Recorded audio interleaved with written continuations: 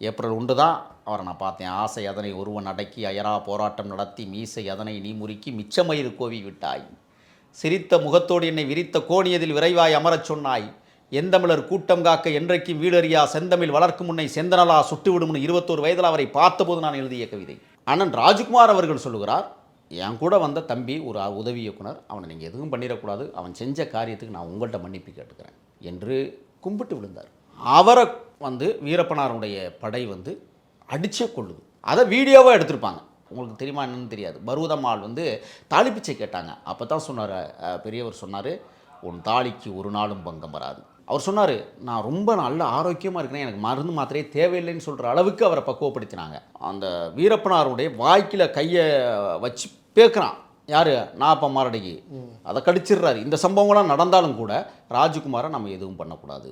இப்போ வாட்டாள் நாகராசன் ஒரு அயோக்கியப்ப என்ன அறிக்கை கொடுத்துக்கிட்டு இருக்கான் சொல்லுங்கள் பார்ப்போம். எந்த தமிழ் படங்களும் கர்நாடகத்தில் வெளியிட மாட்டோம்.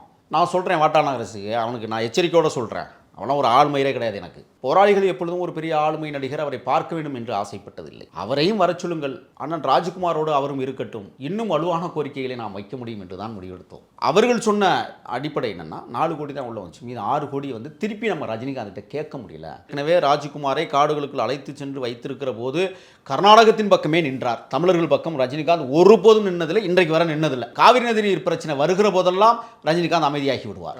ராஜ்குமாரை காடுகளுக்குள்ள வச்சு கொண்டிருக்கிறோம்னு வச்சுக்கோங்க, இவருடைய நிலை என்னவா இருக்கும்? இங்கே நீங்களும் நானும் அதோன்னா சாமி கும்பிட்றதுல ஒரே கொள்கை கொண்டவர்கள்னு ராஜ்குமாரை வச்சிருக்கும் போது பேசிய இந்த நாக்கு, புனித் ராஜ்குமாரனுடைய பட வெற்றி விழாவில் போய் என்ன பேசுகிறீங்க? வீரப்பனாரை சூரகம்சாரம் செய்து அழிக்கப்பட வேணும், ஒன்னே அழிச்சிருக்கணும்னு நான் சொல்கிறேன். விஜயோட போட்டி எதற்கு? தன்னை மீறி எவனும் வந்துடக்கூடாது தமிழ்நாட்டில் அப்படிங்கிற ஒரு குறுகிய புத்தி. மனநலம் பாதித்தவர் போல இன்னைக்கு ரஜினிகாந்த் தமிழ்நாட்டில் இருக்கிறார். அந்த மனநலம் பாதித்த ரஜினிகாந்தை இப்போ விரைவில் மனநலம் பாதித்த சீமான் போய் சந்திக்கிறார். தமிழ்நாட்டில் இருக்கிற நடிகர்களோ அரசியல் தலைவர்களோ நீங்கள் ரஜினிகாந்தை போய் சந்திச்சிங்கன்னு சொன்னால் நீங்களும் சங்கிகளாக முடித்து வைக்கப்படுவீர்கள் என்பதற்கு எடுத்துக்காட்டு சீமான். ஜெயலலிதா அம்மையார் ஆட்சி காலத்தில் கந்தவேலு கொல்லப்படுகிற போது நீ கூட இருந்து வீடியோ எடுத்தீங்கன்னா நீனும் குற்றவாளின்னு சொல்லி தான் நக்கிரன் கோபாலை சிறையில் அடைச்சாங்க. போகாத ஒரு விஷயத்துக்கே வழக்கு. இப்போ போயிருக்கிறதுக்கு ஒரு சம்பவம் நடந்துச்சுன்னா என்ன ஆகும்? அந்த நேரத்தில் இரவு எல்லாரும் உறங்குகிற நேரத்தில் தான் இந்த சம்பவம் நடந்தது. இவ்வளவு வழிகளையும் தாங்கி கொண்டு வீரப்பனார் என்ன முடிவெடுத்தாங்கன்னா, ஓடிட்டானா எங்கேயாவது கண்டுபிடிச்சா சுட்டு போட்டுருங்க. கிங்குட்ஸ் நேயர்களுக்கு வணக்கம். இன்றைய சிறப்பு நேர்காணலில் நம்மோடு இணைந்திருப்பவர் தமிழ் தேசிய ஆதரவாளர் திரு முகில் அவர்கள். வணக்கம். வணக்கம். எப்படி இருக்கீங்க? நலமாக இருக்கேன். நக்கீரன் கோபால் அவர்கள் நேற்று ஒரு பேட்டி கொடுக்குறாரு ப்ரெஸ் மீட்டில்.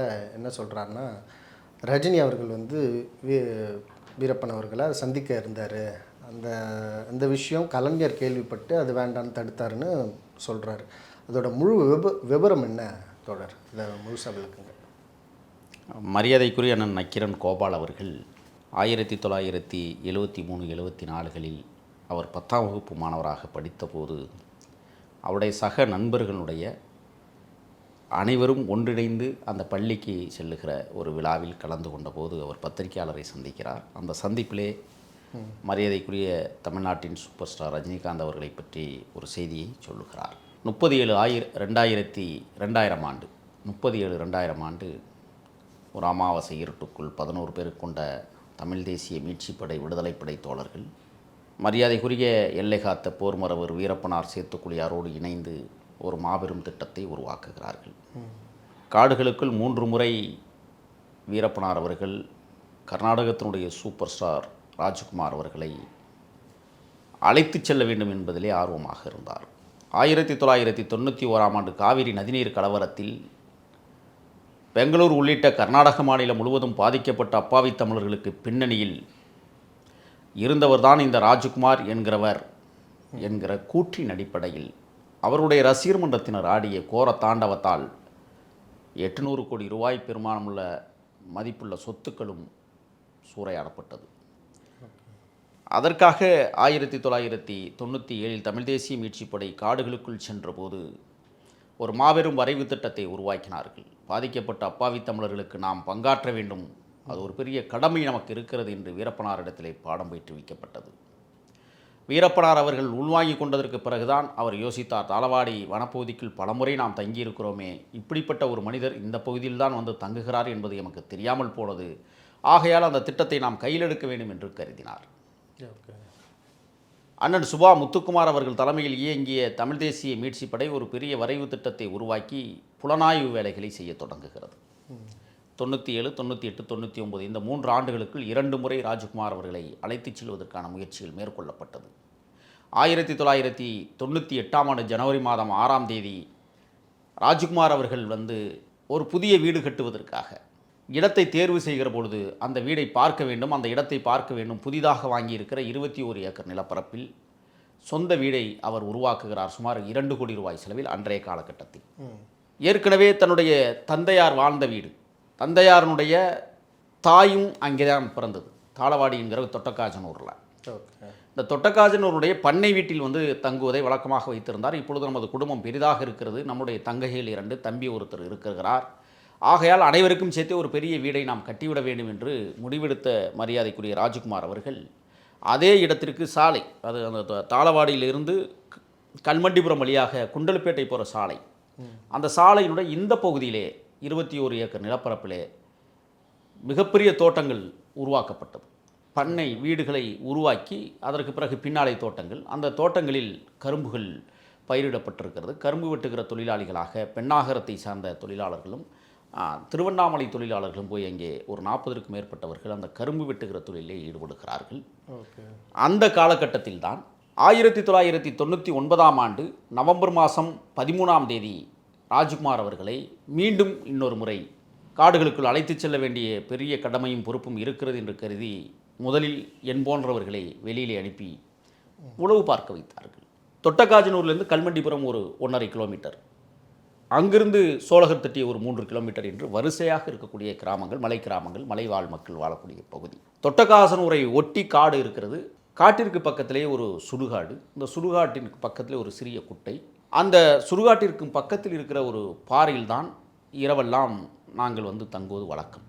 ஒரு குறிப்பிட்ட 2-3 பேர் அங்கே படுத்து தூங்குவோம். காரணம், செய்தியை சேகரித்து விட்டு அலங்காட்டிற்குள் போய் அடர்ந்த புதருக்குள் படுத்து விட முடியாது. செய்திகளை எடுக்க வேண்டுமானால் காட்டு ஓரத்திலே இருந்தால்தான் நாம் குறிப்பிட்ட செய்தி எடுக்க முடியும். அதற்கு காரணம் என்னவென்றால், காட்டுவாசிகளை நாம் நியமித்த போது 2 தடவை அந்த திட்டம் ஃபெயிலியர் ஆனது, தேக்க நிலை அடைந்தது. ஆகையால் அவர்களை நம்பாமல் நாமே இதை உருவாக்க வேண்டும் என்று சொல்லிதான் 1999களில் நாமே உளவு வேலையை பார்க்கிறோம். அப்பொழுது ராஜ்குமார் அவர்கள் அந்த கிட்டத்தட்ட 21 ஏக்கர் நிலப்பரப்பில் 2-3 இடங்களில் ஆழ்துளை கிணறுகள் அமைத்து தண்ணீர் வருகிறது. ஒரே ஒரு இடத்துல காட்டு ஓரத்தில் பல இடங்களில் குத்தியும் தண்ணி வரல. அப்போ இவர் என்ன செய்கிறாருன்னா, பெங்களூர்லேருந்து கிளம்பி இந்த தண்ணி போர் இறக்கும்போது பீரிட்டு வருகிறது தண்ணி. அப்படியா, அந்த ஊத்தில் தண்ணி வருதா, நான் உடனடியாக அங்கே வர்றேன் அப்படின்னு சொல்லிட்டு அந்த தண்ணியை பார்ப்பதற்கு வந்தவர் தான். ஏன்னா நீங்களே எதிர்பாராத ஒரு தருணம் அது. அப்போ அவர் அந்த தண்ணியை பார்த்துட்டு ரொம்ப சந்தோஷப்பட்டுருப்பா, இந்த இவ்வளவு தண்ணி, இவ்வளவு சுவையாக இருக்கிற தண்ணி நம்மளுக்கு இன்னமே கிடைக்காது அப்படின்னு சொல்லி அங்கே அந்த காட்டு ஓரத்தில் அந்த ஊன்றப்பட்ட அந்த ஆழ்துளை கிணறை சந்தோஷப்பட்டுட்டு அன்னைக்கு தங்குறாரு. எப்போ 2000 ஆண்டு ஜூலை மாதம் 6ஆம் தேதி வந்துடுறாரு. 6ஆம் தேதி இருந்துட்டு 7ஆம் தேதி அப்படியே அங்கேயே பொழுது போகுது. இந்த மாதிரியான ஒரு சூழலில் தான் இந்த திட்டம் இனிமேல் சரியாக இருக்கும் என்று கருதி காட்டுக்குள்ளே படை, தமிழ் தேசிய மீட்சி படையும் விடுதலை படையும் காத்திருக்கிறது. இந்த 2வது முறை போகும்பொழுது ஒரு சம்பவம் என்ன நடந்துச்சுன்னு சொன்னால், போயிடுறோம், வீட்டுக்கு பக்கத்திலே போயிடுறோம். போகும்போது உடனடியாக அந்த நீர் ஊற்றை பார்த்து விட்டு கிளம்பணும் அப்படிங்கிற முடிவுக்கு கிளம்பிட்டார். அது அப்போ தண்ணி ஊறலை, அவசரமாக வர்றாரு. அப்போ அவங்க குழந்தை, அவங்க பேத்திக்கோ பேரனுக்கோ பிறந்தநாள், அதுக்காக வர்றாரு. 2வது முறை அழைத்து செல்லுகிற போது கவனமாக கேட்டுக்கணும். அப்போ செல்ல முயற்சித்த போது அப்போ என்ன நடக்குதுன்னு சொன்னால், வந்துட்டு பிறந்தநாளை கொண்டாட்டு கிளம்பிடுறாரு. இந்த தகவல் எங்களுக்கு பரிமாற்றத்தில் கொஞ்சம் 1 மணி நேரம் பின்னால் வந்ததுனால நாங்கள் அந்த சம்பவத்துக்கு போகும்போது ஏமாந்துடுறோம். அதற்கு பிறகு என்ன செய்யணும்னா, காட்டுக்குள்ளே திருப்பி வந்துடுறோம். அது மறக்க முடியாத ஒரு அனுபவம். எப்படின்னா, அந்த 2 பக்கமும் முள்ளுவேலிகள் இருக்கும். ஒரு சின்ன பாதையில் தான் நாங்கள் நடந்து போகிறோம். அப்படி போயிட்டு நான் காட்டி சொன்ன சுடுகாடு, அந்த சுடுகாட்டுக்கு பக்கத்தில் அப்படியே உட்காந்துருந்துட்டு காத்திருந்தோம். 9 மணி எழுதி காத்திருந்து 9 மணிக்கு மேலே திருப்பி நம்ம போகிறோம். ஒருவேளை 7 மணிக்கே நாங்கள் போயிருந்தோம். அன்னைக்கே ராஜ்குமார் அவர்கள் அழைத்து செல்லப்பட்டிருப்பார். ஆனால் அது கொஞ்சம் தவறுதலாக முடிஞ்சதுனால 2வது திட்டமும் ஃபெயிலியர். 3வது திட்டம் தான் என்ன பண்ணுறாங்கன்னா, திட்டமிட்டு இதை நடத்தி ஆகணும் இந்த முறை. ஏன்னா இதை விடவே கூடாது. எப்போதுமே நீங்கள் பார்த்தீங்கன்னா, 1997 2000 வருஷம் அந்த 3 ஆண்டுகளில் எந்த பத்திரிகையாளரும் வீரப்பனாரை சந்திச்சதில்லை.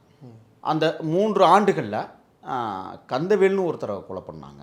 அது எதுக்குன்னா சயனடு கொண்டு வந்ததுனால. இன்னொருத்தர் ஒரு ரிப்போர்ட்டர்னு சொல்லிட்டு ஒரு தம்பி அவரை வந்து கொலை பண்ணாங்க. எதுக்காகனா இந்த 2 கொலையும் தவிர்க்க முடியாமல் நடந்தது. நாம் போனதற்கு பிறகு கொலைகளை தவிர்க்கணும் அப்படின்னு சொல்லி சில பாடங்கள் நம்ம எடுத்தோம். அவருக்காக புரிய வச்சோம். அது நம்மளுடைய எதிரிகள் யார் என்பதை நாம் தீர்மானிக்க வேண்டும் அப்படிங்கிறதுல தெளிவாக இருந்தோம். ஏன் நான் இந்த வழியெல்லாம் நான் கடந்து வரேன்னு சொன்னால், இந்த 3 ஆண்டுகளில் பெருசாக எந்த சம்பவங்களும் நடக்கல. அதுக்கு காரணமே என்னென்னா, ராஜ்குமாரை காடுகளுக்குள் அழைத்து செல்லுகிற முயற்சி தான் நடந்துகிட்டே இருந்தது. இல்லை, அழைத்து செல்லும் அப்படின்றத இந்த சொல்லாடல் தான் பயன்படுத்தணுமா? ஆமாம், அது கடத்தி சென்றது அப்படின்னு தானே செய்திகள் அவங்க போடுவாங்க. கடத்தி சென்றதுன்னா விருப்பத்துக்கு மாறாக அழைத்து செல்வது அது என்ன?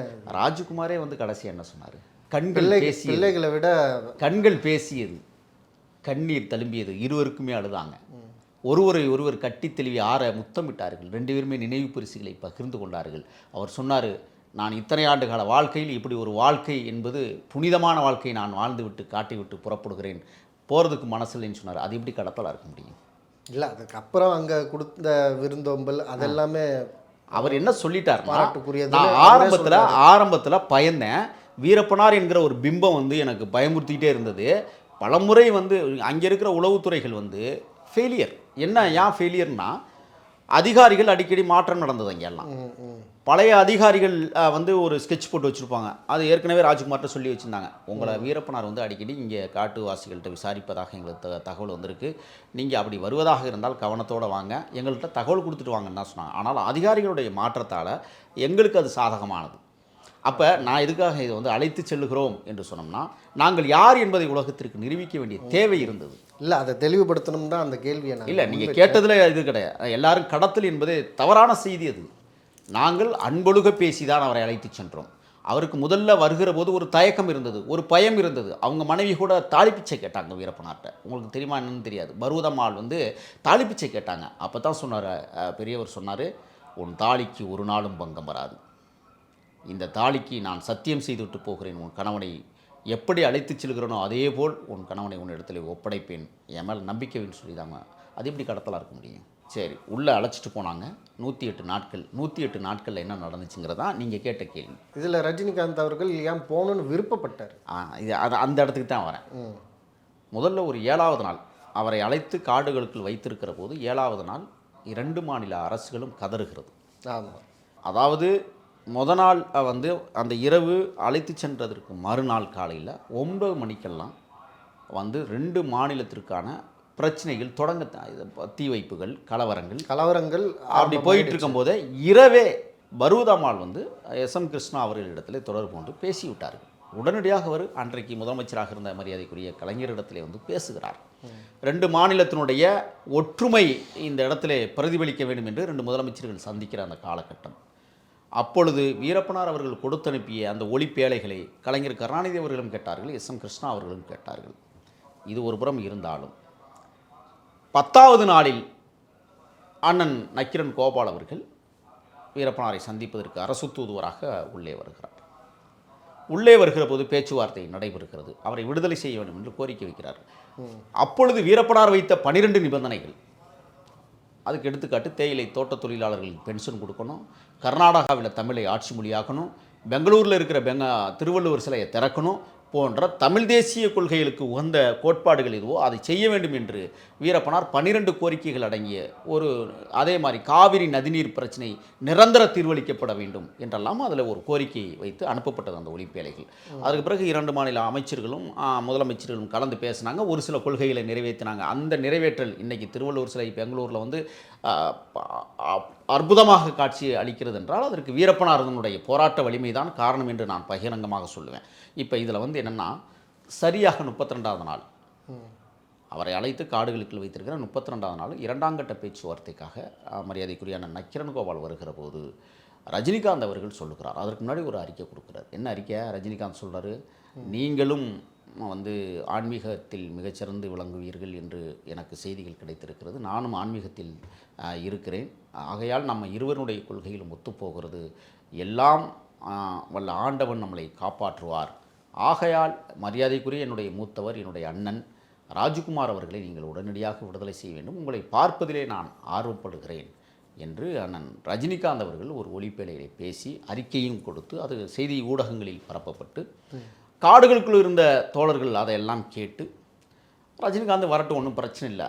ஆனால் அன்றைக்கு காடுகளுக்குள் இருந்த போராளி குழுக்கள் 2 குழுக்களுமே என்ன முடிவெடுத்ததென்றால், போராளிகள் எப்பொழுதும் ஒரு பெரிய ஆளுமை நடிகர், அவரை பார்க்க வேண்டும் என்று ஆசைப்பட்டதில்லை. அவரையும் வரச் சொல்லுங்கள், அண்ணன் ராஜ்குமாரோடு அவரும் இருக்கட்டும், இன்னும் வலுவான கோரிக்கைகளை நாம் வைக்க முடியும் என்று தான் முடிவெடுத்தோம். இல்லை, ஆனால் அவர் வந்து அறிக்கை கொடுக்குறாரு ரஜினிகாந்த் அவர்கள். ஆனாலுமே அந்த காலகட்டத்தில் பரவிய செய்திகள், வீரப்பன் அவர்கள் வந்து ரஜினி அவர்களையும் கடத்தணும் திட்டமிட்டார், அதை தடுத்தது கலைஞர் அவர்கள் அப்படின்னு ஒரு செய்தி பரவுது. ஆனால் இப்போ எதை நம்புறது? நீங்கள் அங்கே இதை விட்னஸாக நீங்கள் சொல்கிறீங்க, அங்கே இருந்து எல்லாத்தையும் தகவலாம் நேர்லையே நான் பார்த்தேன்னு சொல்லி, இருந்தாலும் அதாவது எதிரிகள் வசதிக்கு அவங்க செய்தி வெளியிடுற மாதிரி உங்கள் வசதிக்கும் நீங்களும் பேசலாம் இல்லையா? அந்த மாதிரியும் நம்ம சந்தேகிக்கலாம் இல்லையா? இல்லை, உங்களுக்கு நான் இன்னொன்று தெளிவான, நாங்கள் எப்போதுமே உண்மைனா உண்மையை சொல்லிட்டு போகிறது. அன்றைக்கு கோபிச்செட்டிப்பாளையம் தொகுதியினுடைய நாடாளுமன்ற உறுப்பினர் காளியப்பனை வந்து காட்டுக்குள்ளே தூக்கிட்டு போயிடணும்னு ஒரு ஆசை இருந்தது. நான் வெளிப்படையாக தான் சொல்கிறேன். பண்ணாரியிலிருந்து பவானிசாகர் போகிற வழியில் இடது பக்கமாக இருக்கிற ஒரு மிகப்பெரிய செண்டு தொழிற்சாலை, அந்த செண்டு தொழிற்சாலையுடைய ஓனருக்கு வந்து பல ஆயிரம் கோடி இருக்குன்னு சொல்லி தகவல் எங்களுக்கு கிடச்சோன்னா அவரையும் தூக்கணும் அப்படின்னு சொல்லி ஒரு நிலைப்பாடு இருந்தது. ஏன் எங்காவது இங்கே தேர்தல் பிரச்சாரத்துக்கு இன்றைக்கு முதலமைச்சராக இருக்கிற ஸ்டாலின் வந்தால் கூட தூக்கி கொண்டே காட்டுக்குள்ள வைக்கணும், இதெல்லாம் ஓப்பனாக பேசுனது தான். ஆனால் பேசாததை பேசுகிற போது தான் நமக்கு கோபம் வருகிறது. இப்போ ரஜினிகாந்த் அவர்கள் தானாக வருகிறார் என்றால் வரட்டும்னு சொன்னோம். நாங்கள் இங்கே போராளி குழுக்கள் ஒரு முடிவெடுத்தார்கள். என்ன முடிவெடுத்தார்கள்? நம்மளுடைய கோரிக்கைகளை நிறைவேற்றினால் ராஜ்குமாரை நம்ம வந்து விடுதலை இல்லை, வழியை நான் வந்து அங்கே காட்டுக்குள்ளே இருக்கணும்னு ரஜினி ஏன் விரும்புகிறேன்? அதாவது நீங்கள் ஆன்மீகம்னு ஒரு காரணத்தை சொன்னாலும் வேற ஒரு இல்லை, அதில் என்ன ஒன்று அடங்கியிருக்குன்னா, கர்நாடகத்தின் தூதுவராகவே ரஜினிகாந்த் செயல்பட்டார். நீங்கள் எஸ்எம் கிருஷ்ணாவோடு நெருங்கிய ஒரு தொடர்பில் இருந்து கொண்டு எப்படியாவது நான் வந்து அண்ணாச்சியை நான் வெளியில் கொண்டு வந்துடுவேன், அதுக்கான முயற்சியில் நான் செஞ்சுக்கிட்டு இருக்கேன், நான் பேசிக்கிட்டு தான் இருக்கேன் அப்படிங்கிற ரீதியில் அவர் என்ன சொன்னார்னா, நம்ம போயாவது கன்வின்ஸ் பண்ணி வீரப்பன்கிட்ட பேசி அழைச்சிட்டு வந்துடலாங்கிற ஒரு எண்ணம் இருந்தது. ஆனால் அதை தடுத்து நிறுத்தியவர்கள் யார் என்பது ஊர் உலகத்திற்கு தெரியும். ரஜினிகாந்த் வரவேண்டியவர் தான், ஆனால் தடுத்து நிறுத்தினால் என்ன மாதிரியான மாற்றங்கள் ஏற்பட்டிருக்கும்? நிச்சயமாக 2 காவிரி நதிநீர் கிடச்சிருக்கும். எந்த பிரச்சனை? இன்றைக்கி மேகதாது அணையை பற்றி பேசுகிறார்களே, எந்த திட்டங்களும் வந்திருக்காது, வாய்ப்பே இல்லை. ஏனென்றால் அன்றைக்கி ரஜினிகாந்த் மிக சரியாக நேர்த்தியாக தன்னுடைய மூளையை செலவழித்து 2 மாநில அரசுகளுக்கும் ஒரு தூதுவரை போல, நடுவர் போல செயல்பட்டார் ரஜினிகாந்த். கலவரங்கள் இன்னும் அதிகமாக இருக்கும்ட்டு வாய்ப்பே இல்லை. என்னன்னு கேட்குறீங்களா? கலவரம் என்பது ஃபஸ்ட்டு ஒரு 3 நாளில் தொடங்கினதான். ஃபஸ்ட்டு நாள் 2வது நாளே வந்து தொடங்கிருச்சு. அதை எஸ்எம் கிருஷ்ணாவும் கலைஞர் அவர்களும் சாதுரியமாக அந்த போராட்ட வலிமையை குறைத்தார்கள். அங்கே எல்லா இடத்துலையுமே வந்து 3 அடுக்கு பாதுகாப்பு கர்நாடகம் முழுவதும் போட்டார்கள். நம்ம எல்லாம் வானொலி செய்திகளை உள்ளிருந்து கேட்டுக்கொண்டு இருந்தோம். அங்கே இருந்த தமிழர்களே எனக்கு தெரியும். அதாவது ஒசூர் பகுதியில் அந்த பக்கம் இருக்கிறவங்க, அதை தாண்டி மைசூரில் இருக்கிறவங்க எல்லாம் அந்த சம்பவத்தை பற்றி நான் நிறைய பேர்கிட்ட விசாரித்த போது ரொம்ப அச்சுறுத்தலாக இருந்தது. அதாவது அந்த 100 நாட்களும் அவர் ராஜ்குமார் அவர்கள் அவர் வீடு திரும்புகிற வரைக்கும் ஒரு பாதுகாப்பற்ற நிலையே இருந்தது. தமிழர் வெளியில் உள்ளவங்களுக்கு ஒரு என்ன உள்ள நடக்குன்னு தெரியாது. உள்ள என்ன நடந்ததுன்னா, நாம் எந்த விதத்திலும் ராஜ்குமாரை தொந்தரவு பண்ணக்கூடாது. இது எங்களுக்குள்ளே நாங்கள் ஏற்படுத்தி கொண்ட முதல் ஒரு இது. ஏன்னா ஒரு மிகப்பெரிய ஆளுமை, அவரை எப்படி வழி நடத்தணும், காடுகளுக்குள்ளே என்ன வழி இருக்கோ அந்த வழியை பின்பற்றி நம்ம அவரை அன்பாக வச்சுக்கணும் அப்படிங்கிறதுல நாங்கள் ஏற்கனவே பேசி முடிவெடுக்கப்பட்டது தான். யார் நீங்கள் எடுத்துக்காட்டு உங்களுக்கு ஒன்று சொல்கிறீங்களுங்க, நெற்றிக்கண்ணு ஒரு பத்திரிக்கை, மணின்னு ஒருத்தர் இருக்கிறார்ல ஆசிரியராக, அவருக்கு சட்ட ஆலோசகராக இருந்த கிருஷ்ணமூர்த்தின்னு ஒருத்தர், அவர் பெரிய வழக்கறிஞர்னு சொல்லுவாங்க. அவரை காட்டுக்குள்ளே வந்து பேட்டி எடுக்க வரன்னு சொல்லி அவர் காட்டுக்குள்ளே மாட்டிக்கினார். அது உங்களுக்கு தெரியும்னு நினைக்கிறேன். 1996களில் 97ல் நடந்த சம்பவம் அது. ஆனால் அந்த கிருஷ்ணமூர்த்தியை டெய்லி தொந்தரவு பண்ணுவாங்க. ஏன் தொந்தரவு பண்ணுவாங்க தெரியுமா? அந்த ஆள் சும்மா இருக்க மாட்டார். ஊறி வர்ற தண்ணியை குடிச்சிக்கிட்டு இருப்போம், ஊறி வர்ற தண்ணியில் வந்து சமைச்சிக்கிட்டு இருப்போம், அந்த தண்ணியிலே போய் மலத்தை கழிஞ்சு வச்சவர். அவ்வளோ அதான் கேட்டார் பெரியவர், இவ்வளோ படிப்பு படிச்சு உனக்கெல்லாம் மூளை இல்லையா, முட்டாளா நீன்னு கேட்டார். அதைத்தானே குடிக்கிறோம், அதைத்தானே சமைக்கிறோம், அதில் போய் பிஏபேன்னு வச்சுட்டு வரேன் அப்படிலாம் கேட்ட வரலாறுகள். சித்திரவதை என்பது ஒரு மனிதனை பார்த்து. ஆனால் ராஜ்குமார் அவர்களை நம்ம பார்த்தோம்னா அவர் சித்திரவதை பண்ண தோணாது. ஏன்னு கேட்குறீங்களா? ஒரு குழந்தை முகம், அன்பான, காலையில் அவருக்கான வேலை யோகா பண்ணுவார் உட்காந்துக்கிட்டு, காலையெல்லாம் வலிக்குதுன்னா மயில் எண்ணெயை தேய்ச்சி விடுவாங்க. போராளியிலே தேய்ச்சி விட்டாங்க. அவர் சொன்னார், நான் ரொம்ப நல்ல ஆரோக்கியமாக இருக்கிறேன், எனக்கு மருந்து மாத்திரையே தேவையில்லைன்னு சொல்கிற அளவுக்கு அவரை பக்குவப்படுத்தினாங்க. ஆனாலும் வெளித்தோற்றத்தில் 2 மாநிலத்துக்கும் பயங்கர பிரச்சனை அப்படின்னு அதை வந்து பிரச்சனை எப்படி கொண்டு போனாங்கன்னா 2 மாநில முதல்வர்களும் பேச்சுவார்த்தையின் மூலமாக சுமூகமாக கொண்டு முடிச்சிடணும்னு சொன்னாங்க. நாங்கள் தான் ஆல்ரெடி முடிவு பண்ணிட்டோமே. இதுக்கடையில் ஒரு சம்பவம் நடந்துச்சு. 62வது நாள் நாகப்பா மாரடகி அப்படிங்கிற ஒரு உதவி இயக்குனர் வீரப்பனாரை வெட்டி விழுகிறார். அது உங்களுக்கு தெரியுமா? இந்த சம்பவத்தில் வந்து வீரப்பனாருக்கு தலையில் மிகப்பெரிய பலத்த காயம், கையில் காயம் ஒன்று. இன்னொன்று என்னென்னா அந்த வீரப்பனாருடைய வாய்க்கில் கையை வச்சு பேக்குறான். யார்? நாகப்பா மாரடகி. அதை கடிச்சிடுறாரு. இந்த சம்பவங்கள்லாம் நடந்தாலும் கூட ராஜ்குமாரை நம்ம எதுவும் பண்ணக்கூடாது, அவன் சிக்கனை அவனை போட்டுறணும் அப்படிங்கிற ரீதியில் தான் முயற்சி பண்ணாங்க. இப்போ ரஜினிகாந்த் அவர்கள் வர்றேன்னு சொன்னார்ல, யார் தடுத்தது? கலைஞர்னு சொல்லி வெளிப்படையாக இவர் இல்லவே இல்லை. கருணாநிதியெல்லாம் தடுக்கவே இல்லை. தடுத்தவர்கள் நான் இப்போ சொல்ல மாட்டேன், அதை சொல்லுவேன், பின்னாடி சொல்லுவேன். ஏன்னா இதற்குள் பணபேரங்கள் நடந்தது, மிகப்பெரிய அளவில் பண கையாடல் நடந்தது. அந்த பண கையாடலுக்காகவே ரஜினிகாந்த் அவர்களை காட்டுக்குள் வரவிடாமல் தடுத்தார்கள். இவர் போயிட்டாருன்னா எல்லா உண்மையும் வந்துடும். ஆமாம், மிரட்டி கடத்த போறாருன்னு மிரட்டி ரஜினிகிட்டே பணம் பறிச்சதா செய்தி எல்லாமே இருக்கு. தூதுவரா போன போன அந்த நக்கீரன் கோபால் அவர்கள் பணம் கையாடல் செஞ்சாருன்னு செய்திகள் இருக்கு. நிறைய பேர் பேசுறாங்க. ஆனால் எது ஊர்ஜிதமான உண்மைன்றது தானே இங்கே இல்லை. இப்போ என்னென்னா ரஜினிகாந்த் வந்து காட்டுக்குள்ளே வரேன்னு சொன்னார், தடுத்தாச்சு. 2வது முறையும் வர்றேன்னு சொல்கிறாரு, 2வது முறையும் தடுக்குது. ஆனால் 2வது முறை அவர் வரேன்னு சொன்னதுக்கு பிறகு ஒரு ஒலிப்பேழையை பேசி அனுப்புகிறார். யார்? ரஜினிகாந்த் அவர்கள் வந்து பேசி அனுப்புகிறார். பத்திரமாக உங்களை நம்புகிறேன், நீங்கள் அன்னாரை விடுவிக்க வேண்டும் என்று நான் அவளோடு காத்திருக்கிறேன், நான் வர வேண்டிய இடத்துல உங்களுக்கு தேவைப்பட்டால் நான் உடனே புறப்பட்டு வரேன். 2வது ஒலிப்பேழையும் அனுப்புகிறாங்க. இங்கே தான் இந்த 2வது ஒலிப்பேழைக்கு நான் மொத்தம் 6 முறை அண்ணன் நக்கீரன் கோபால் அவர்கள் அந்த சம்பவத்திற்கு காட்டுக்குள்ளே தூது வர வந்தார். 2 முறை ஐயா பழநெடுமாறன் வந்தாங்க. முதல் முறை தோல்வி, 2வது முறை தான் வெற்றியோடு அவங்க திரும்பி வந்தாங்க. இப்போ இந்த 6வது முறை நடைபெற்ற இந்த பேச்சுவார்த்தை மிகப்பெரிய தோல்வியில் தான் நக்கீரன் கோபால் அவர்களுக்கு முடியுது. ஆனால் நல்லா கேட்டுக்கணும், 92வது நாள் ரஜினிகாந்த் அவர்கள் வீரப்பனாருடைய ரகசிய கோரிக்கை என்னவோ அதை நான் நிறைவேற்றுவதற்கு தயாராக இருக்கிறேன். வெளிப்படை கோரிக்கைகள் 12, ரகசிய கோரிக்கை என்ன, அந்த கோரிக்கையை நான் நிறைவேற்றுகிறேன்னு சொன்னார். என்ன அந்த ரகசிய கோரிக்கை? அதுதான் பணபேரம் தான். பணபேரம். அதாவது இதில் நீங்கள் இன்னொரு கேள்வி கேட்கலாம், உங்களுக்கு எதுக்கு பணம்? ஒரு இயக்கத்தை வழிநடத்த வேண்டுமென்றால் எந்த ஒரு இயக்கம், உலக பூமி பந்தில் எந்த ஒரு இயக்கமாக இருந்தாலும் அந்த இயக்கம் ஒன்று கொள்ளையடிக்க வேண்டும், இல்லை பணக்கார முதலாளிகளிடம் பணம் பறிக்க வேண்டும். இதுதான் இயக்கங்கள் வளருவதற்கு மூலதனம். அண்ணன் தமிழரசன், நமது தலைவர் தமிழரசன் கூட ஏன் பெண்ணாகர வங்கியை கொள்ளையடித்தார்? கொள்ளையடிக்க போனார். கொள்ளையடிக்க போன இடத்தில் ஏன் உயிரை துறந்தார்? தமிழ்நாடு விடுதலைக்காக போராடி கொண்டிருக்கிற நான் காவிரி நதிநீர் சிக்கலை தீர்ப்பதற்காக கிருஷ்ணராஜசாகரனை உடைப்பதற்கு பணம் தேவைப்படுகிறது. அந்த பணம் யாருடைய பணமாக இருக்க வேண்டும்? அந்த அணையை கட்டிய மத்திய அரசுடைய பணமாக இருக்க வேண்டும். ஆகையால் நான் வங்கியிலே இருக்கிற பணத்தை எடுக்கப் போகிறேன் என்று சொன்னார். எந்த ஒரு இயக்கமாக இருந்தாலும் அதான் நடக்கும். இப்போ ராஜ்குமார் அவர்கள் பல 100 கோடி ரூபாய்களை சம்பாதித்து வைத்திருக்கிறார், நிறைய சொத்துக்கள் இருக்குது. அவரை தமிழருடைய சொத்துக்கள் சூறையாடப்படுகிற போது அவரிடமே அந்த பணத்தை நான் பிடுங்கி தமிழர்களுக்கு கொடுக்க வேண்டும் என்பதுதான் மீட்சிப்படையினுடைய திட்டமும் விடுதலைப்படையினுடைய திட்டமுமாக இருந்தது. அதைத்தான் அங்கே நாங்கள் வழி நடத்தினோம். அதை நான் நிறைவேற்றுறேன்னு சொல்லி ரஜினி வழியை வந்து, அதாவது என்னென்னா பத்திரிகை செய்தியில் 100 கோடி போட்டாங்க, 100 கோடி வந்து கேட்குறாரு அப்படிலாம் போட்டாங்க. நான் வெளிப்படையாக சொல்லுகிறேன், காட்டிற்குள் வந்தது 36 கோடி ரூபாய் என்று பின்பு எனக்கு தெரிய வந்தது. ஏன்னா அது உண்மையான தொகையை வந்து நான் உட்காந்து எண்ணலை, நம்ம இல்லை. 36 கோடி ரூபாய் வந்தது. 36 கோடி ரூபாயிலே 6 கோடி ரூபாயை எடுத்து விட்டார்கள். ரஜினிகாந்த் கொடுத்த 10 கோடி யார் எடுத்தது? இல்லை, அதான் 10 கோடி ரூபாய் அவர் கொடுத்து விடுகிறார். 6 கோடி ரூபாயை எடுத்து விட்டு மீத 4 கோடி தான் காட்டுக்குள் வந்தது என்று நான் சொல்லவில்லை. போராளி குழுக்களில் பயணித்தவர்கள் இன்றும் உயிரோடு இருக்கிறார்கள். நீங்கள் யாரை வேணாலும் கூப்பிட்டு பேட்டி எடுக்கலாம். எண்ணியவர்கள் இருக்கிறார்கள், நாம் என்ன போகலை. அவர்கள் சொன்ன அடிப்படை என்னென்னா 4 கோடி தான் உள்ள வந்துச்சு, மீது 6 கோடி வந்து திருப்பி நம்ம ரஜினிகாந்த்கிட்ட கேட்க முடியல. ஏன்னா ரஜினிகாந்துக்கான உறவும் வீரப்பனாருக்கான உறவையும் துண்டித்து விட்டார்கள். நீங்கள் சொன்னீங்களா கருணாநிதி வந்து பார்க்க அனுமதிக்கலை அப்படின்னா, அவரெல்லாம் கிடையாது. அதுக்கிடையில் செயல்பட்டாங்க நிறைய பேர், அவர்கள் தான் தடுத்தார்கள். காரணம், அதற்கு பிறகு நான் என்ன கேட்குறேன்னா, அண்ணன் நக்கீரன் கோபால் அவர்கள் 6 முறை சந்தித்தவர் ஏன் விடுதலைக்காக போகவில்லை? அதில் ஒரு சம்பவம் சொல்லிடுறேன். நாகப்பா மாரடைக்கு வீரப்பனாரை வெட்டிய போது இந்த சம்பவம் தெரிந்ததற்கு பிறகு நாகப்பா மாரடைக்கு மரத்திலே கட்டி வைத்து விட்டார்கள். அவருக்கான தண்டனை என்ன? உட்கார்ந்து பேசி கொண்டிருக்கிறார்கள். அண்ணன் ராஜ்குமார் அவர்கள் சொல்லுகிறார், என் கூட வந்த தம்பி ஒரு உதவி இயக்குனர், அவனை நீங்கள் எதுவும் பண்ணிடக்கூடாது, அவன் செஞ்ச காரியத்துக்கு நான் உங்கள்கிட்ட மன்னிப்பு கேட்டுக்கிறேன் என்று கும்பிட்டு விழுந்தார். அவ்வளோ பெரிய மாமனிதர். நாங்கள் எல்லாருமே தடுத்தாங்க, வேண்டாம் அதெல்லாம் வேண்டாம், பார்த்துக்கலாம் பேசிக்கலாம்னு கட்டி வச்சுட்டாங்க. அன்னைக்கு இரவு கட்டி வச்ச நாகப்பா மாரடிக்கு அவுத்து விட்டவர் நக்கீரன் கோபால். யாருடைய அனுமதி பெற்று யாருடைய அனுமதியும் பெறாமல் அவுத்து விட்றாரு. அதுக்கு காரணம் என்னன்னு நான் உங்களுக்கு சொல்லிடுறேன்.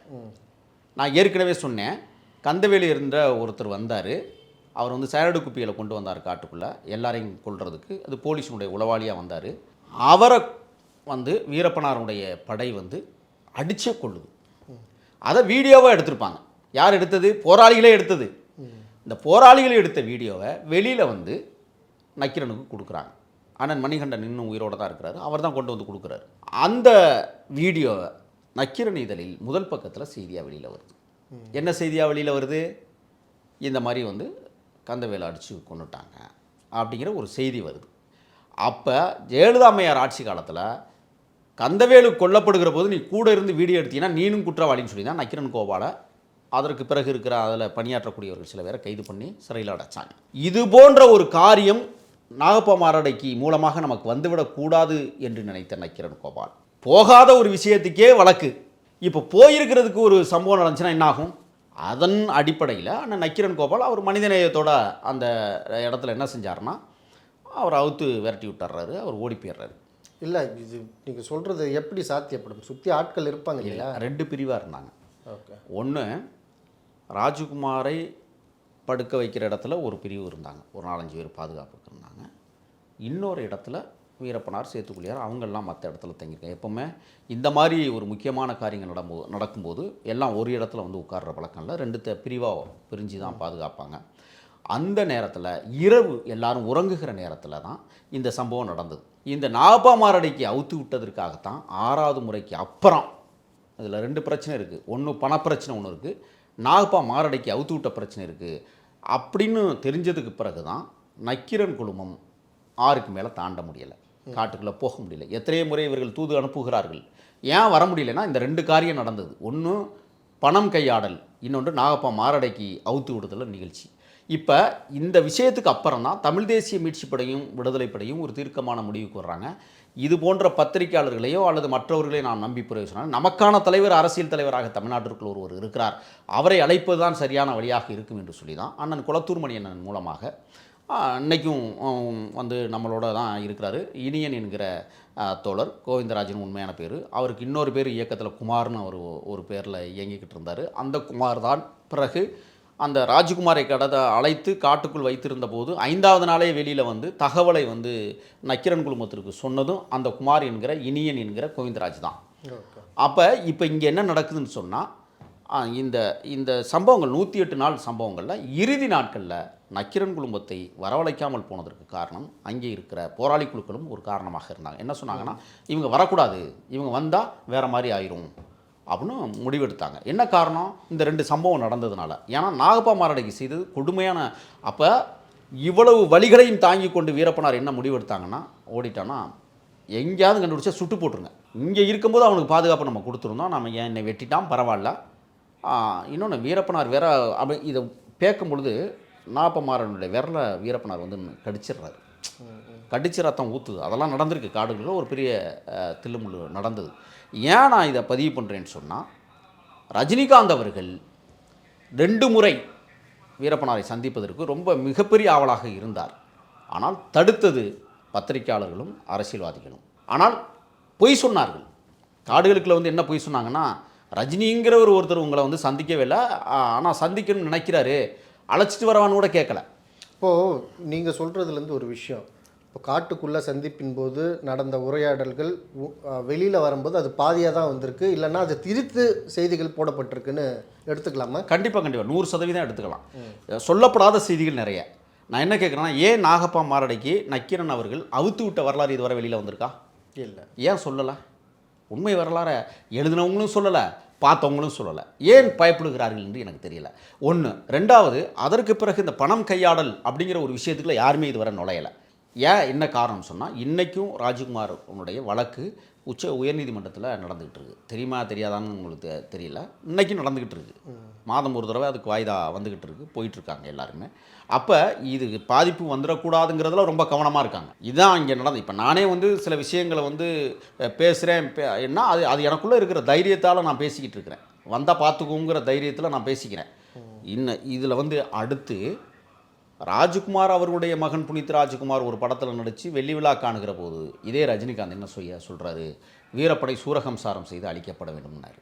அப்போ இந்த முரண்கள் எதனால் இல்லை, அதுதான் அவர் உயிரோடு இருக்கும்போது உங்களால் பேச முடியல. அவர் செத்ததுக்கு பிறகு இல்லை, அது இந்த கர்நாடக மக்களுடைய மனநிலை இதுதான். முழுக்க அதை திருப்திப்படுத்தணுன்றதுக்காக இல்லை, முழுக்க ரஜினிகாந்த் ஏற்கனவே ராஜ்குமாரை காடுகளுக்குள் அழைத்து சென்று வைத்திருக்கிற போது கர்நாடகத்தின் பக்கமே நின்றார். தமிழர்கள் பக்கம் ரஜினிகாந்த் ஒருபோதும் நின்னதில்லை, இன்றைக்கு வர நின்னதில்லை. அதை என்னால் ஆணித்தரமாக சொல்ல முடியும். ரஜினிகாந்த் ஒரு கர்நாடக பக்கமே இன்றைக்கு வரை வேலை செய்யும். காவிரி நதி நீர் பிரச்சனை வருகிற போதெல்லாம் ரஜினிகாந்த் அமைதியாகி விடுவார், அறிக்கை கொடுக்க மாட்டார். அதுக்கு காரணம் என்ன? அவர் உடம்பிற்குள் ஓடுகிற அந்த இன ரீதியான பற்று ரத்தம் அவரை பேச விடாமல் தடுக்கிறது. ராஜ்குமார் விஷயத்தில் கூட அவர் என்ன செஞ்சார்னா, சுமூகமான ஒரு நிலையை உருவாக்கிடணும். அது எதற்காக? கர்நாடகத்தில் இருக்கிற தமிழர்கள் பாதிப்பு அடைந்து விடக்கூடாது அப்படிங்கிறதுக்காக இல்லை, தமிழ்நாட்டில் நாம் தொடர்ந்து சூப்பர் ஸ்டாராக இருக்க வேண்டும் என்பதற்காக, தன்னுடைய சுயநலத்துக்காக. எல்லாமே சுயநலம் தான். தன் மண்ணை சார்ந்தவர்களை வந்து அப்போ பாதுகாக்கணும்னு ஒரு இதுவும் அவங்கள திருப்திப்படுத்தணும்னு சொல்லி மாற்றி மாற்றி பேசுகிறாரு, செயல்படுறாரு. இதுதான் நீங்கள் ஒருவேளை இப்படி பாருங்கள், ராஜ்குமாரை காடுகளுக்குள்ள வச்சு கொண்டிருக்கிறோம்னு வச்சுக்கோங்க, இவருடைய நிலை என்னவா இருக்கும்? இவர் காட்டுக்குள்ள வர்றேன்னு சொல்லியிருப்பாரா? கண்டிப்பாக கிடையாது. சொல்லுங்க. அப்போ இவர் எங்கே தப்பிக்கிறாரு? ஏன் காட்டுக்குள்ள வர்றேன்னு சொன்னார்னா அதுவே ஒரு நாடகம் தான். ஏன் இவருக்கு தெரியாதா? ஆளானப்பட்ட அண்ணன் ராஜ்குமாரே தூக்கி கொண்டு உள்ளே வச்சுக்கிட்டு இருக்கிறான், நம்ம போனால் அவனுக்கு லட்டு மாதிரின்னு தெரியாத அவருக்கு? ஆமாம், அப்படி தெரிஞ்சோ அதை சொல்கிறதுக்கான காரணம் என்ன? இதுதான் அரசியல். ஓகே, இங்கே தான் அவர் அரசியல் விளையாட்டு விளையாண்டது. கர்நாடக பக்கத்தின் தூதுவராகவே செயல்பட்ட மரியாதைக்குரிய ரஜினி, நான் என்னையே தியாகம் செய்யக்கூட தயார் உங்களுக்காக. அது யாருக்காக சொன்னார்? கர்நாடக, அதாவது ராஜ்குமாருக்காக, கர்நாடக மக்களை திருப்திப்படுத்துவதற்காக. எதுக்காக திருப்திப்படுத்தணும் சொல்லுங்க? இவருக்கு அங்கே இருக்கிற தொழிற்சாலைகள், இவருக்கு அங்கே இருக்கிற வருமானங்கள் போயிருங்கிறதுக்காக, அதை பாதுகாப்பதற்காக திரைப்படங்கள் அங்கேயே ஓடணும். இந்த ஒரு சந்தர்ப்பவாதத்தை தாண்டி ஒரு எப்படி சொல்கிறது, அந்த மண்ணுக்கு உரியவன் தான் நானுன்ட்டு அவங்க கிட்ட நிரூபிச்சுக்கிட்டே இருந்திருக்காரு ரஜினி அப்படின்னு. அந்த நாட்டு மக்களுக்கு, கர்நாடக மக்களுக்கு ரஜினிகாந்த் யாரும் நல்லாவே தெரியும். இங்கே இருக்கிற தமிழ்நாட்டு மக்களுக்கு தான் என்ன ரஜினிகாந்தை புரியலை. தமிழர்கள் ஏமாளிகள் என்பதை இன்னும் நிரூபித்து கொண்டிருக்கிறார்கள். இதுதான் யதார்த்தமான உண்மை. நீங்கள் இவருடைய படம் கர்நாடகத்தில் சுதந்திரமாக ரிலீஸ் ஆகும். எங்கள் நடிகர் விஜய் படத்தை சுதந்திரமாக கர்நாடகத்தில் நீங்கள் ரிலீஸ் பண்ண விடுங்க பார்ப்போம், கலவரம் வரும். இப்போ வாட்டாள் நாகராசன் ஒரு அயோக்கியப்ப என்ன அறிக்கை கொடுத்துக்கிட்டு இருக்கான் சொல்லுங்கள் பார்ப்போம். எந்த தமிழ் படங்களும் கர்நாடகத்தில் வெளியிட மாட்டோம். நான் சொல்கிறேன் வாட்டாள் நாகராசுக்கு, அவனுக்கு நான் எச்சரிக்கையோடு சொல்கிறேன், அவனா ஒரு ஆள் மயிரே கிடையாது எனக்கு. ஏன் நான் சொல்கிறேன்னா, உன்னை நான் தூக்க வந்தோம், நீ தப்பிச்சிட்ட. உன்னை தூக்கியிருந்தோம்னு சொன்னால் இன்றைக்கி மேகதாதுவை பற்றி இன்றைக்கி கர்நாடகா பேசியிருக்காது. நான் இதில் இனவெறி தாக்குதலை தொடுக்கலை. அங்கே இருக்கிற தமிழர்களுக்கும் நீ தலைவனாக இருக்கணும்னு நான் ஆசைப்பட்றேன். தமிழ்நாட்டில் இருக்கிற கர்நாடக மக்களுக்கு தமிழர்கள் என்ன செய்து கொண்டிருக்கிறார்கள் என்பது அவர்களுக்கு நன்றாகவே தெரியும். அன்பாக, சகோதரத்துவமாக, உண்மையாக வாழ்ந்து கொண்டிருக்கிறார்கள். ஆனால் கர்நாடகத்தில் ஒரு கலவரத்தை உருவாக்கி அங்கே இருக்கிற தமிழர்களுடைய சொத்துக்களை மீண்டும் சூறையாடுவதற்கு, அவர்கள் சேர்த்து வைத்த சொத்துக்களை கொள்ளையடிப்பதற்கு வாட்டாள் போன்ற அயோக்கியத்தன நபர்கள் இன்றைக்கு கர்நாடகத்திலே பேசி கொண்டிருக்கிறார்கள். நான் சொல்கிறேன், நீ தமிழ் திரைப்படத்தை கர்நாடகத்தில் வெளியிட முடியாதுன்னு நீ தடுத்தா, ஒரு துளி மின்சாரத்தை நாங்கள் இங்கேருந்து விடமாட்டோம்னு சொன்னால் நீ என்னாவே? இதெல்லாம் நிறைய இந்த மாதிரி நம்ம பேசியிருக்கோம். ஆனாலுமே ரஜினியுடைய முகம் இதுதான் அப்படின்னு இங்கே ஒரு ஸ்டேட்மெண்ட்டு, அங்கே போயிட்டா வாட்டாள் நாகராஜனையே நான் அதிகமாக மதிக்கக்கூடிய ஒரு நபர் பேசியிருக்காரு. இதெல்லாம் பேசியிருக்கிறாரு. நான் தான் சொல்கிறேனே, இங்கே நீங்களும் நானும் அதோன்னா சாமி கும்பிட்றதுல ஒரே கொள்கை கொண்டவர்கள்னு ராஜ்குமாரை வச்சிருக்கும் போது பேசிய இந்த நாக்கு, புனித் ராஜ்குமாரனுடைய பட வெற்றி விழாவில் போய் என்ன பேசுகிறீங்க? வீரப்பனாரை சூரகம்சாரம் செய்து அழிக்கப்பட வேணும், ஒன்றே அழிச்சிருக்கணும்னு நான் சொல்கிறேன். அன்னைக்கே உங்களை அழிச்சிருந்தா இந்த பிரச்சனைக்கெல்லாம் இடம் இல்லை. யாரை பார்த்து யார் சூரகம்சாரம் செய்வது? இப்போது பொதுவாக பார்க்கும்போது கலைஞரை விட, கிரண் கோபால் அவர்களை விட, வீரப்பனாரை விட தெளிவாக அரசியல் செய்தது ரஜினிகாந்த் தான் நம்ம பார்க்கணும். அப்படி தானே? போலித்தனமான அரசியல், தெளிவான அரசியல் கிடையாது. இது மக்களை முட்டாளாக்குகிற அரசியல், மக்களை ஏமாற்றுகிற அரசியல். தமிழ்நாட்டில் உட்கார்ந்துக்கிட்டு சூழ்ச்சி அரசியல் தான் இன்னைக்கு வர. நீங்கள் ஏன் அரசியலில் வெல்ல முடியல? இன்னைக்கு உங்களுடைய சூழ்ச்சி தன்மை உங்களையே ஒழித்து விட்டது. அதுதான் உண்மை. எப்படி தூத்துக்குடியில் ஸ்டெர்லைட் ஆலை பிரச்சனைக்கு நீங்கள் எடுத்த நிலைப்பாடு என்ன? நக்சலைட்டுகள் உள்ளே ஊடுருவி இருக்கிறார்கள். போராட்டம்னு போனால் நாடு நாசமாக போயிடும் அப்படின்னு சொன்னார். அப்போ எப்படி தென் பிராந்திய தென் மாவட்டங்களில் உங்களை எப்படி பார்ப்பாங்க? தூத்துக்குடி, கன்னியாகுமரி, நெல்லை மாவட்டங்களில் உங்களை என்னவா பார்த்தாங்க? சொல்லுங்கள் பார்ப்போம். அப்போ உங்களுடைய நாக்கு விஷம் பிடித்த நாக்கு என்பதை வெட்ட வெளிச்சமாக்கிய காரணத்தால் தான் இன்றைக்கி நீங்கள் ஒரு நடிகராகவே இருக்கிறீர்கள். மரியாதைக்குரிய தளபதி விஜய் அவர்கள் இன்றைக்கி எந்த இடத்துல வந்து நிற்கிறாங்க? ஒரு ஆளுமை மிக்க தலைவராக வரக்கூடிய அளவிற்கு இன்றைக்கு தமிழ்நாட்டில் பக்குவப்படுத்தி கொண்டிருக்கிற ஒரு அரசியல்வாதியாக பரிணமித்திருக்கிறார். நான் கேட்குறேன், அவரோட போய் நீங்கள் போட்டி போடுறீங்க, என்ன காரணம்? விஜயோட போட்டி. ஆமாம். எதற்கு? தன்னை மீறி எவனும் வந்துடக்கூடாது தமிழ்நாட்டில் அப்படிங்கிற ஒரு குறுகிய புத்தி. மனநலம் பாதித்தவர் போல இன்றைக்கி ரஜினிகாந்த் தமிழ்நாட்டில் இருக்கிறார். அந்த மனநலம் பாதித்த ரஜினிகாந்தை இப்போ விரைவில் மனநலம் பாதித்த சீமான் போய் சந்திக்கிறார். சந்தித்ததுக்கு பிறகு தான் பிரச்சனை தமிழ்நாட்டில். யோசிச்சு பாருங்க நீங்கள். இன்றைக்கி சீமான் எடுத்த நிலைப்பாடு ரஜினிகாந்தை சந்தித்ததற்கு பிறகு தான். இப்போ சொல்கிறேன், தமிழ்நாட்டில் இருக்கிற நடிகர்களோ அரசியல் தலைவர்களோ நீங்கள் ரஜினிகாந்தை போய் சந்திச்சிங்கன்னு சொன்னால் நீங்களும் சங்கிகளாக முடித்து வைக்கப்படுவீர்கள் என்பதற்கு எடுத்துக்காட்டு சீமான். ஆமாம், ரஜினியை போய் சந்தித்த பிறகு தான் ரொம்ப எப்படி சொல்கிறது, அக்ரெசிவாக பெரியார் அடிக்கிறார். ஆமாம், அங்கே ஒரு கிட்டத்தட்ட ஒரு ஒப்பந்தமே நடந்திருக்கு. நம்ம யார் கூட்டிகிட்டு போனது? அவரை ஒரு சங்கி கூட்டிகிட்டு போனாங்க. தெரியும், எல்லாருக்குமே தெரியும், துரைசாமி என்கிற ஒரு சங்கி. ஆக நான் நேரடியாக தான் சொல்கிறேன், எதுக்கு இல்லை, அவர் எனக்கு நண்பர் தான். இங்கேயும் வருவார், நிறைய நேர்காணல் பண்ணியிருக்கோம் நம்ம. என்ன காரணம்னா, இப்பொழுது சொல்லுகிறேன், வீரப்பனார் இறந்து கிட்டத்தட்ட இன்றைக்கி 20 ஆண்டுகளை கடந்திருக்கிறது. நான் பேசி கொண்டிருக்கிற இந்த காலகட்டம் நான் வீரப்பனாரை சந்தித்த காலகட்டம். முதலாக ஏப்ரல் 1 நெருங்கிவிட்டது. ஏப்ரல் 1 தான் அவரை நான் பார்த்தேன். ஆசை அதனை ஒருவன் அடக்கி அயரா போராட்டம் நடத்தி மீசை அதனை நீ முறுக்கி மிச்சமயிறு கோவி விட்டாய். சிரித்த முகத்தோடு என்னை விரித்த கோணியதில் விரைவாய் அமரச் சொன்னாய். எந்தமிழர் கூட்டம் காக்க என்றைக்கும் வீடறியா செந்தமிழ் வளர்க்கும் முன்னை செந்தனலா சுட்டுவிடும்னு 21 வயதில் அவரை பார்த்தபோது நான் எழுதிய கவிதை. அந்த மாபெரும் மகத்தான மண்ணுரிமை தலைவர் நம்மிடையே இல்லை என்றாலும் அவரை பற்றி பேசுகிற இந்த நாட்கள் மனதை விட்டு மகிழ்ச்சியான நாட்களாக நாம் யோசித்து பார்க்கிற போது மகத்தான மண்ணுரிமை தலைவர் இன்னும் வாழ்ந்து கொண்டிருக்கிறார் என்பதற்கு நான் கடந்த வாரம் அவருடைய கல்லறையில் போய் பார்த்துட்டு மாலை அனுப்பிச்சுட்டு தான் வந்திருக்கேன். போகிற போதெல்லாம் அந்த மாபெரும் தலைவனை அவன் உறங்குகிற இடத்தை உற்று நோக்கி பார்த்துட்டு தான் வந்துக்கிட்டு இருக்கிறேன். பார்க்கலாம், காலம் ரஜினிகாந்த் போன்ற தற்குறிகளுக்கு பாடம் கற்பித்து கொண்டிருக்கிறது. தமிழ்நாடு சாதாரணமான நாடல்ல. ரஜினிகாந்த் உணர வேண்டும். அன்றைக்கு நீங்கள் ராஜ்குமாரை உள்ளே வச்சுக்கும்போது சந்திக்கணும்னு சொன்னதும் பிறகு அந்த விடுதலைக்கு பிறகு நான் கேட்குறேன், விடுதலை செஞ்சார்ல, போய் ராஜ்குமாரை சந்திச்சிங்கல்ல, கொஞ்சமாவது பரிமாற்றம் பண்ணியிருப்பார்ல வீரப்பன் எப்படிப்பட்டவர்னு. அதை கூட உள்வாங்காத முட்டாளா நீங்கள்? சொல்லுங்கள். அந்த 108 நாட்களில் என்னை எப்படியெல்லாம் வழி நடத்தினார்னு உங்கள் அண்ணே ராஜ்குமார் உங்கள்கிட்ட பதிவு பண்ணிட்டு தானே போயிருக்கிறார். அதை கேட்டும் புனித் ராஜ்குமார் திரைப்பட விழாவில் அப்படி சூரகம் சாரம் செய்து அளிக்கப்பட வேண்டும்னாரு. அதனால் சொல்கிறேன், தமிழர்களுக்கு நேர் விரோதியாக, தமிழர்களுக்கு நேர் எதிராக, தமிழர்களுக்கு துரோகியாக இன்றைக்கும் தமிழ்நாட்டில் வாழ்ந்து கொண்டிருக்கிற ஒரு தற்குறி ரஜினிகாந்த் என்பதிலே மாற்று கருத்தில்லை. மிக்க நன்றி தோழர். நன்றி.